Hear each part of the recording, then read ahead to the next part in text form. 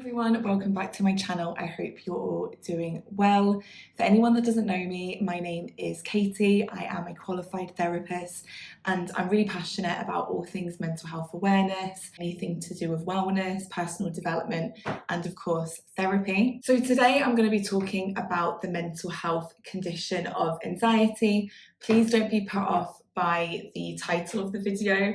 It wasn't intended to offend or anything like that. Obviously, nobody is dumb for not knowing anything about anxiety. I just picked that title because I'm really going to go through the basics today. Actually, there is lots of information out there on anxiety, lots of conflicting information as well, so it can be a bit overwhelming and a bit confusing. So hopefully this video will be a really good starting point for some of you. I'm also going to be putting timestamps down below, so if you want to find the particular part that's relevant for you, find the answer to any questions that you might have, please feel free to click through some of the timestamps below.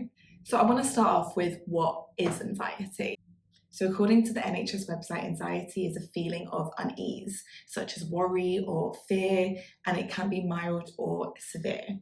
We need anxiety to survive. We all have a base level of anxiety, is so that we react to dangerous situations. For example, if we're being attacked, or if there's a fire, if there's a wild animal or a dangerous situation, anything like that, anxiety snaps us into action. We feel the anxiety and then we fight or we run away or we do something that is a response to that anxiety. But somewhere along the way, in civilization, in society, humans began to have that response to non-dangerous situations. So for example, social events, or going to work, or even leaving the house. So what are the signs and symptoms of anxiety then? So anxiety essentially feels like consistent dread, fear, panic, and I'll talk a bit more about panic in a moment. That sense of doom, feeling like the worst case scenario is going to happen, or just something really, really bad is going to happen.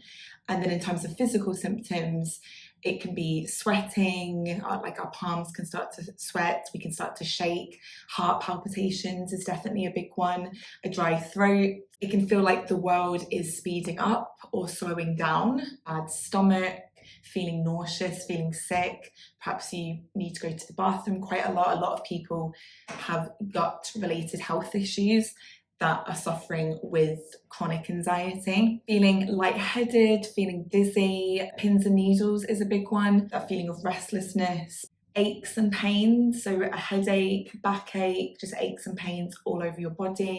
Hot flushes as well, sweating, feeling really hot all of a sudden. Faster breathing, so perhaps your breathing is getting shorter. A question that I get asked quite a lot is, what is the difference between normal anxiety that we all have if we're in a bit of a stressful situation or a potentially dangerous situation or nerve-wracking situation, and when is anxiety an actual mental health concern?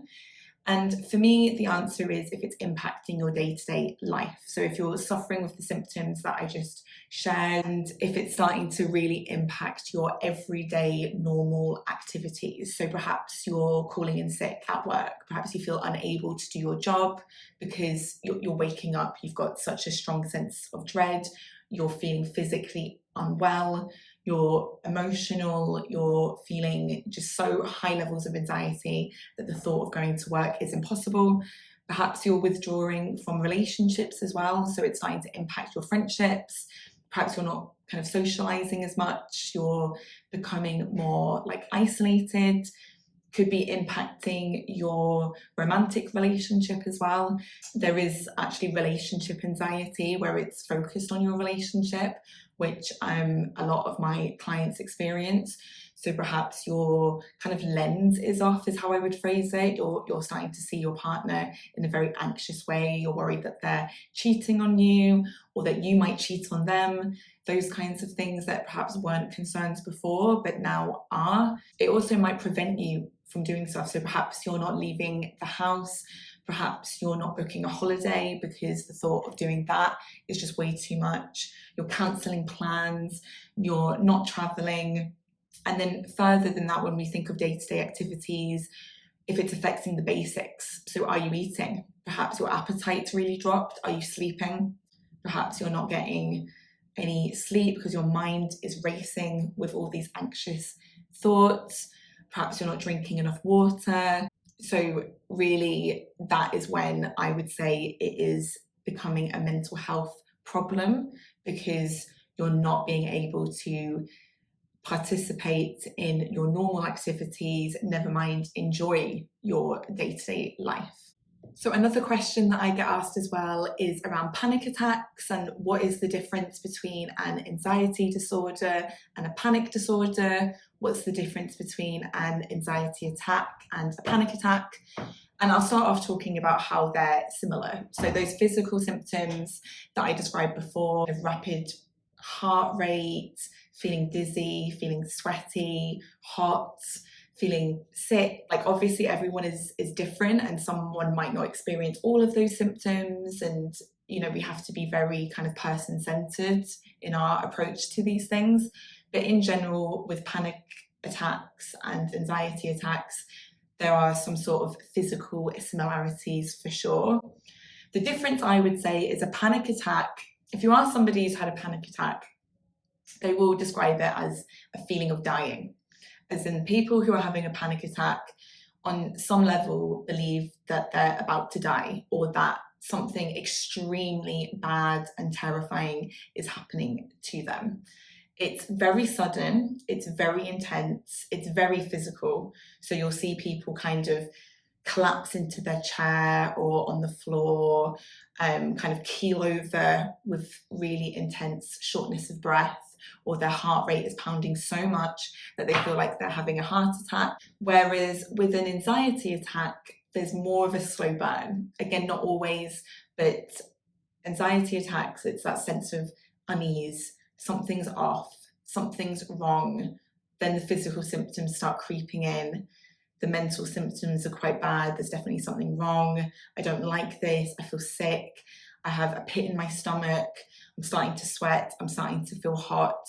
So it's slower and usually lasts longer. So the one good thing about a panic attack, even though they are horrendous, is that they are, everyone is different, but they are usually shorter in time. Whereas an anxiety attack can actually be quite a prolonged period. Another difference is that with a panic attack, something doesn't necessarily have to trigger it. Because it's so sudden, there isn't often a trigger. I actually remember having a panic attack myself, and I was just walking down the street. I ended up calling my friends because I was so scared that something was happening, and they rushed out of work to meet me in the street because obviously they were quite concerned. I think they knew that it was a mental health situation, but because I was so panicked on the phone, obviously it's better to be safe. I hear from a lot of people that have panic attacks that they take themselves to hospital because they're so convinced that they're physically having something really bad happen. Anxiety attack, there's usually a trigger. Again, not always, but there usually is something that kind of triggers the anxiety attack. So for example, with relationship anxiety, your partner says something that, and then you suddenly feel the pits in your stomach because you don't really like what they've said. And it escalates from there. Trying to plan a holiday and even booking the flights, you start to feel the anxiety, and it escalates because you're kind of mentally on the plane already if you've got a fear of flying. So anxiety attacks are usually triggered by something. Panic attacks are more sudden, out of nowhere, and that's why they're so scary, because it's really hard to reassure ourselves that we've been triggered in some way. It usually just hits us like a ton of bricks out of nowhere. So I would say they are the main differences, but they aren't completely separate. They kind of go hand in hand. Someone who has an anxiety disorder can absolutely have panic attacks, and someone who is suffering with a panic disorder, of course, experiences symptoms of anxiety. So they're not completely separate, but there are some differences. So hopefully that answers that question for you. Okay, now I want to talk about the different anxiety disorders that are out there. Obviously, I've already mentioned panic disorder. So panic disorder is someone who is suffering with kind of chronic panic attacks, experiencing a lot of panic attacks over the course of a few weeks or months. And then it becomes even more chronic because the fear of a panic attack starts to develop, understandably, because panic attacks are really not nice things to experience. And so if you're having them quite often, naturally going to develop a fear of experiencing them. We've also got separation anxiety disorder. So this is somebody who has an intense fear of not being able to reach a loved one. So people that have this disorder tend to get really panicked and worried about what's happening to all the people that they care about in their lives. So really struggles with their partner going to work, their kids going to school, what their parents are doing, friends, loved ones, etc. They feel that separation. They feel very stressed when they're not with that person. And there's a hesitancy to leave people on their own because of those kind of worst case scenario fears. Another one is social anxiety disorder, an intense fear of being in social situations, talking to multiple people, multiple groups of people. They usually have a fear of offending somebody or being embarrassed or humiliated in some way. There's usually a fear of being judged by other people as well, so they feel extremely self-conscious.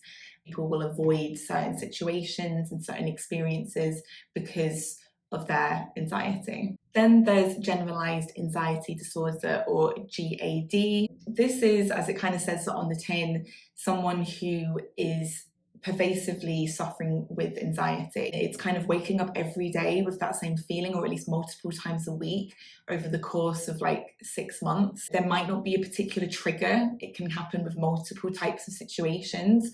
So unlike the separation anxiety or the social anxiety, this is very generalized. It's just this overwhelming sense that something is wrong, something bad is going to happen, something is off. And I want to talk about kind of generalized anxiety versus specific themes and phobias. You can have generalized anxiety disorder and it can latch. That's how I like to phrase it. It can latch on to a particular subject matter. So I've mentioned relationship anxiety because that's something that I specialize in. That is where you might have generalized anxiety disorder, but for whatever reason, it is latched onto your relationship.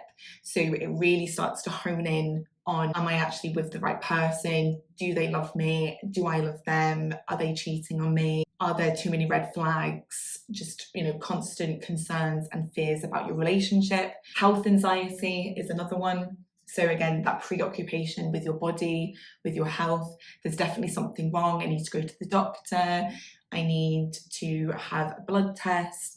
I need to have a scan. Googling my symptoms. I won't rest until I find out what's wrong with me. And there's lots of other themes as well. It might be a temporary latch, or you might find that it actually is really hard to shift and it's become so preoccupied with that particular area in your life. If we move away from generalized anxiety now to phobias, they are very specific. They're kind of the opposite of generalized anxiety.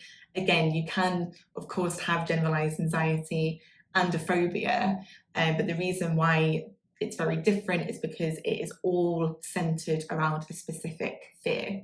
So for agoraphobia, for example, it's the fear of being in kind of open space, the fear of being in crowds, the fear of leaving the house. Phobias of flying, which I've mentioned a few times because that's definitely one that I have. That's probably why I'm mentioning it quite a lot. It's that specific fear of getting on a plane, of being in the sky, of being, it probably links to like claustrophobia as well, which is being in a confined space, the fear of being in a confined space, and a fear of heights as well. And that links to flying as well. Phobias are where your anxiety has really honed in on a particular subject matter. It would be silly to talk about anxiety as a silo, as like a specific mental health condition, without talking about other mental health conditions as well. To start off with, I'll talk about depression. And obviously there is definitely a connection between anxiety and feeling depressed. And it makes sense when you think about it. Now, again, sound like a bit of a broken record, that everyone is so different with their experience.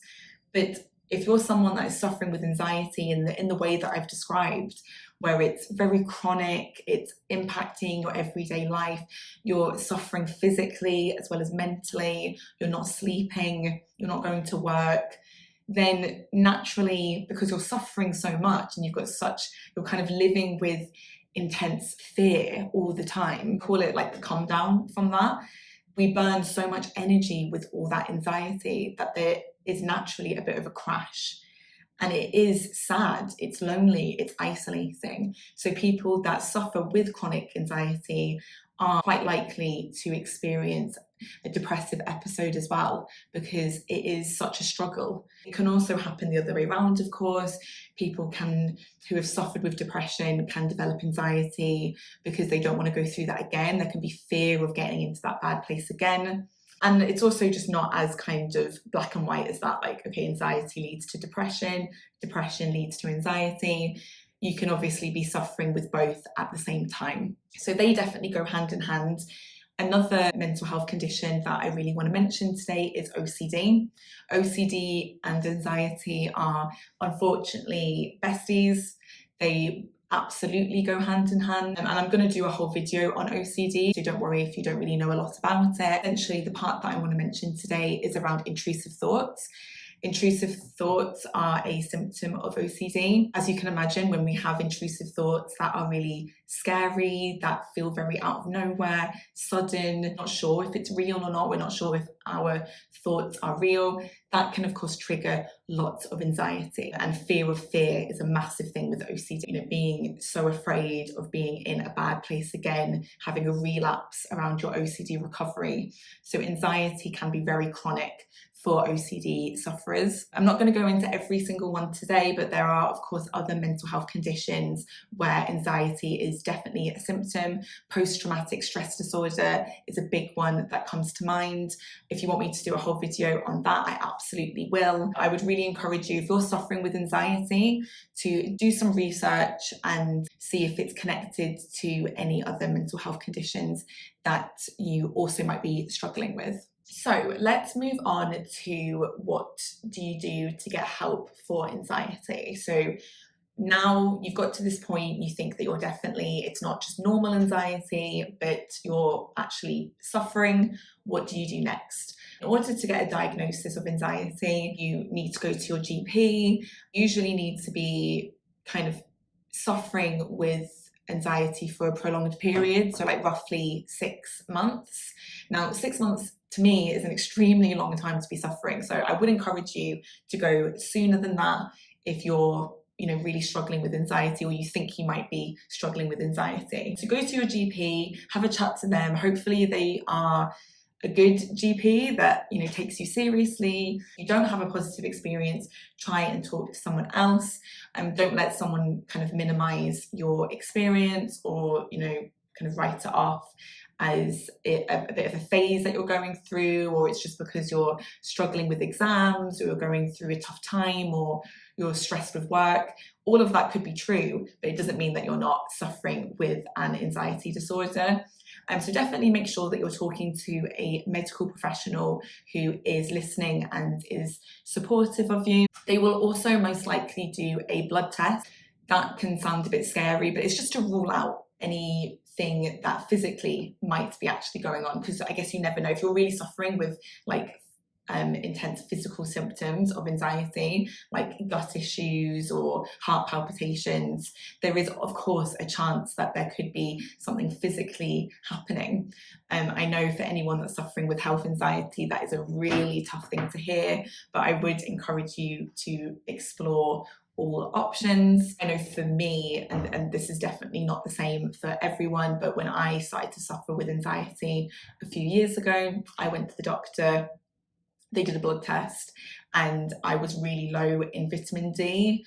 So they prescribed me some vitamin D supplements, like strong supplements, to get my levels back to normal. It actually really helped. And I'll talk about the kind of other ways to obviously recover from extreme anxiety or an anxiety disorder in a moment. I'm not saying that if you start taking vitamin D all your troubles will go away. But it was really interesting to find out that that might have been contributing to how bad I was feeling at the time.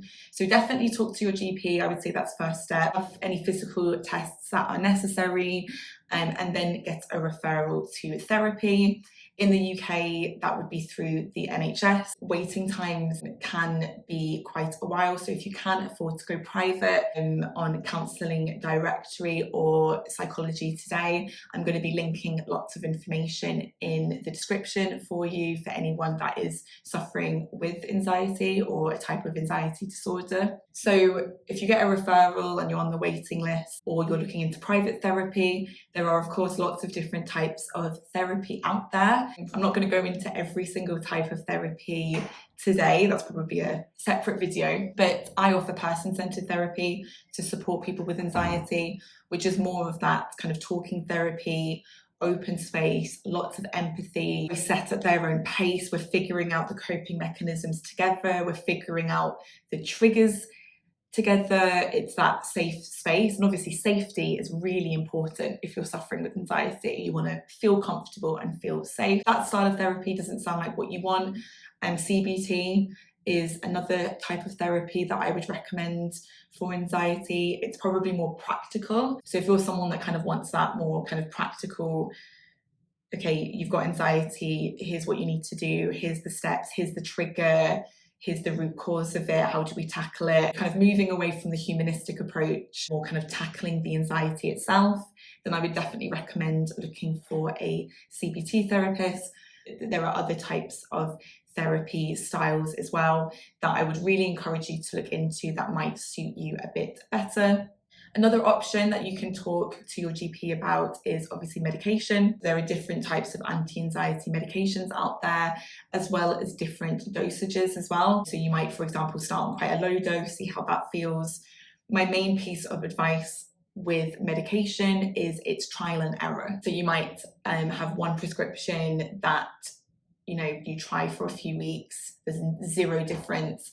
Does that mean that you need to try a different type of medication, or does that mean that you need to up the dosage? So this is where having those open conversations with a medical professional and your therapist is really, really important, so that everything is under review all the time. Definitely be patient with them. I know medication works wonders for so many people. It can just take a little while to get the right prescription for you. There's also the dip before it improves as well that I always warn people. Again, not everyone really experiences this, but it is quite common to feel a bit worse before you feel better.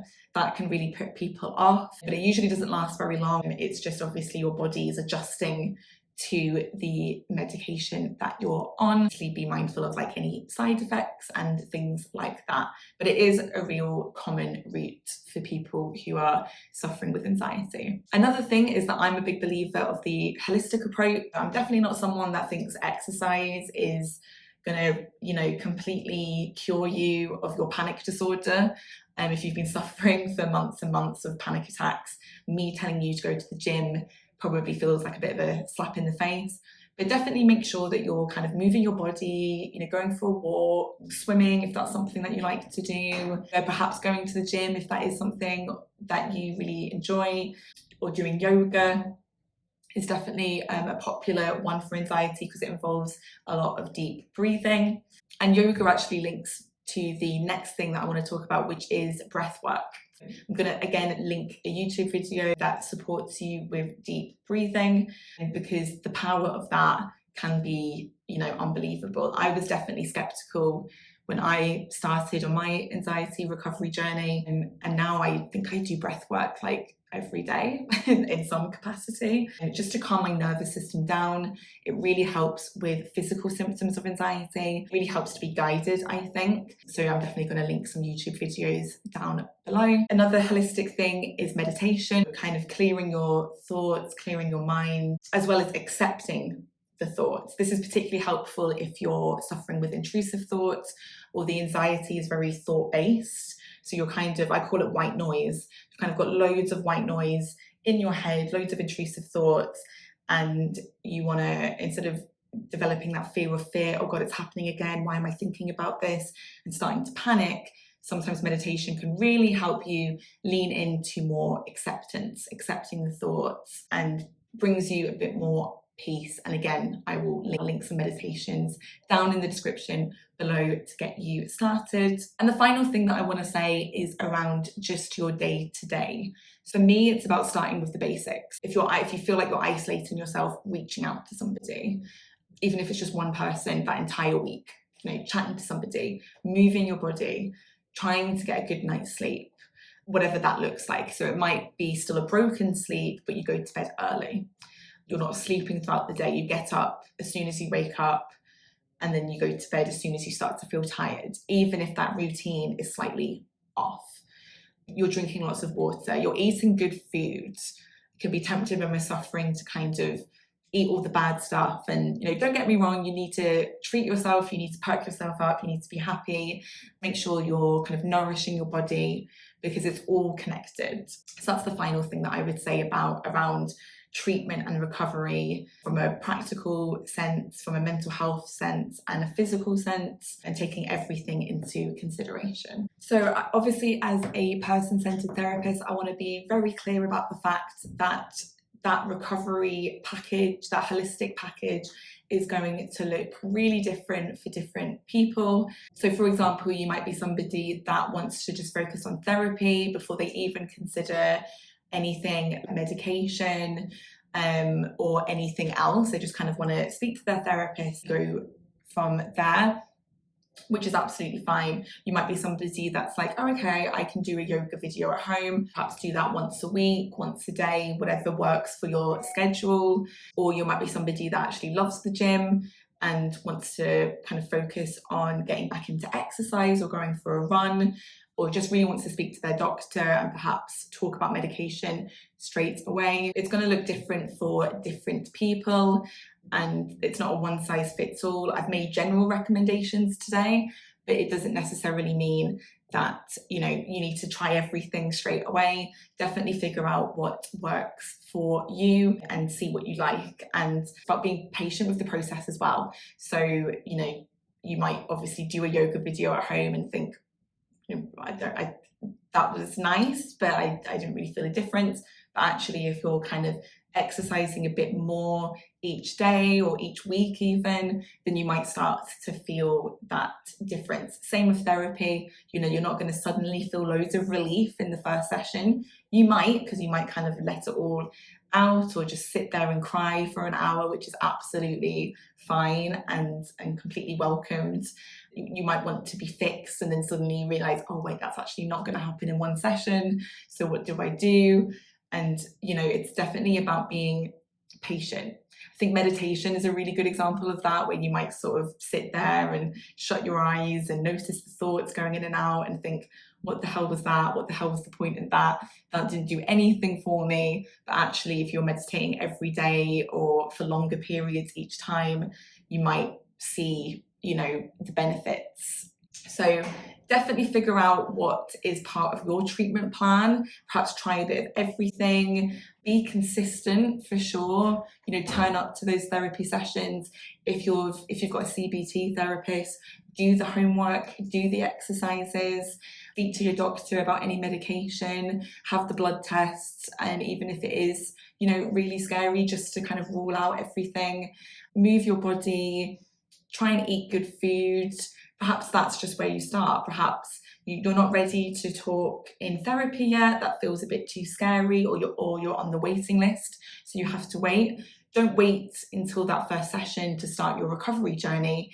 You might be waiting weeks and weeks for that initial session. So why not focus in other areas? Okay, I'm going to reach out to friends a little bit more. I'm going to speak to my doctor. I'm going to try medication first. I'm going to try exercise. I'm going to try breath work. I'm going to try different things before my initial session. So if you've got to the end, thank you so much for watching. I really hope that this video was helpful. If you're supporting somebody with anxiety, or you think that you're suffering with some kind of anxiety disorder yourself, I am, as I said, going to link lots of resources down below to kind of get you started on your recovery journey. I really do encourage you to reach out and get the support you need. I plan on making videos about other mental health conditions. So the next one that I'm going to do is about OCD. Then I'm going to do one on depression as well. But if you've got any other mental health conditions that you want me to do a kind of back to basics video on, like today's video, then please let me know down in the comments. If you've got any questions about anxiety at all, again, please comment down below. And yeah, just want to say thanks again so much for watching and getting to this point, and I'll see you next week in the next video. Thanks everyone.